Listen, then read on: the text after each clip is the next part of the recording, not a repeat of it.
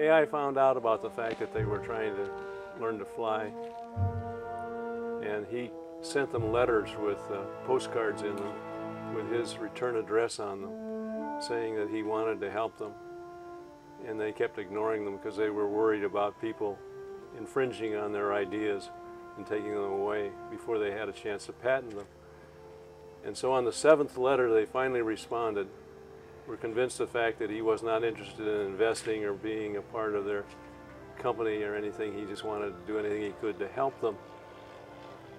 And so they invited him to come and witness a flight that they had at Hoffman Prairie.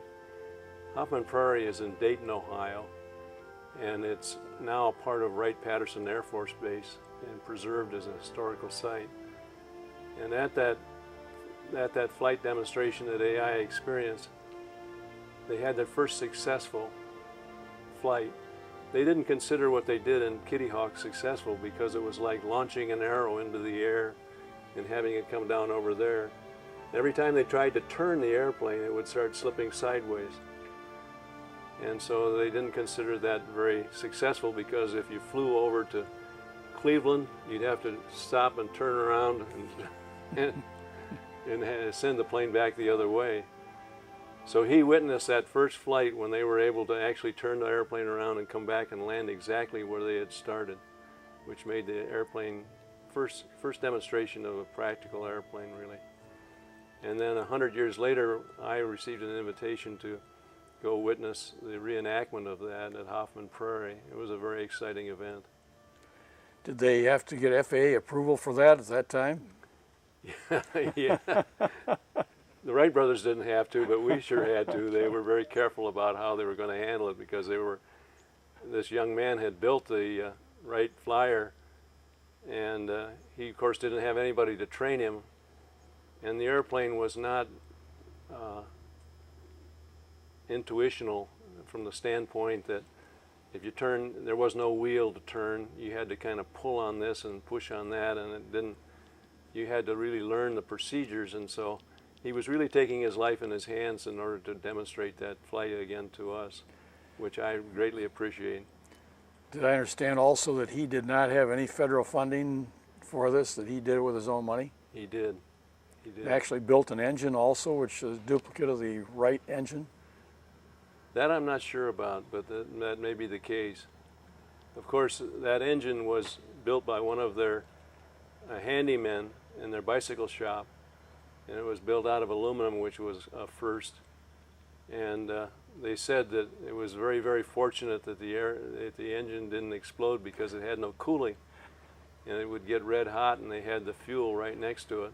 So they were very fortunate that they didn't have a really bad accident as a result of that.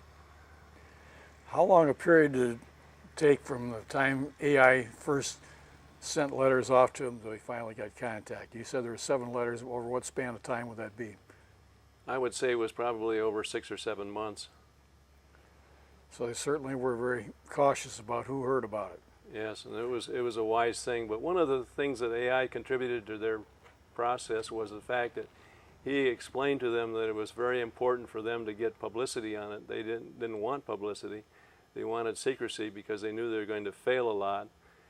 But he convinced them that they had to have publicity in order to prove the fact that they were the originators of the invention.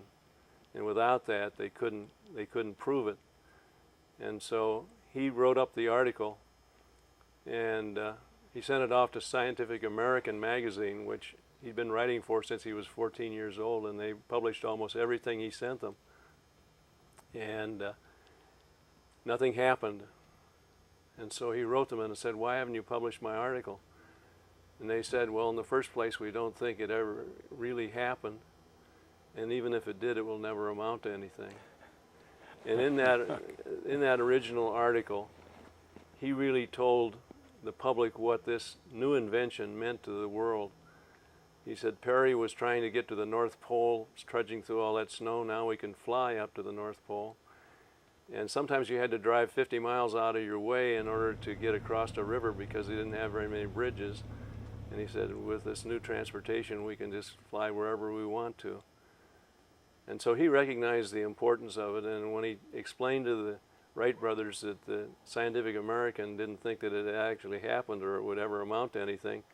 They said, well, you publish a beekeeping journal, Gleanings in Bee Culture, why don't you publish it in that? So that's where Gleanings in Bee Culture got the wonderful opportunity to be the first ones to announce to the world of their success with the airplane. Wasn't there some conflict between the scientific community and the Wright brothers anyway, because they came up as bicycle builders and salespeople, and they didn't have the technical background? Wasn't there somebody at the Smithsonian who felt that he actually flew before they did? Oh, they had to dispute a lot of instances in which people said that they had successfully flown before that, but really it has been documented, the fact that they were the first in order to have a practical airplane. And I don't think there's much dispute about that now. Some other nations, of course, think that they have the original, but they were really not practical airplanes. I believe it was not too long ago, maybe 25 years ago, which is not very long, where the Smithsonian finally now recognizes that they were first in flight, and formerly they were talking about their one of their founders that was first in flight. They've now recognized the Wright brothers, I believe. Yes. I was trying to think of the name of that professor who was trying to fly, and he kept flying it off of a boat and wound up in the Potomac. From that point forward, did AI Root have any further connection with aviation then? Yes, Waco airplane, which is a very historic airplane, was produced for a short time in Medina. And I think AI was involved in encouraging them to be in Medina.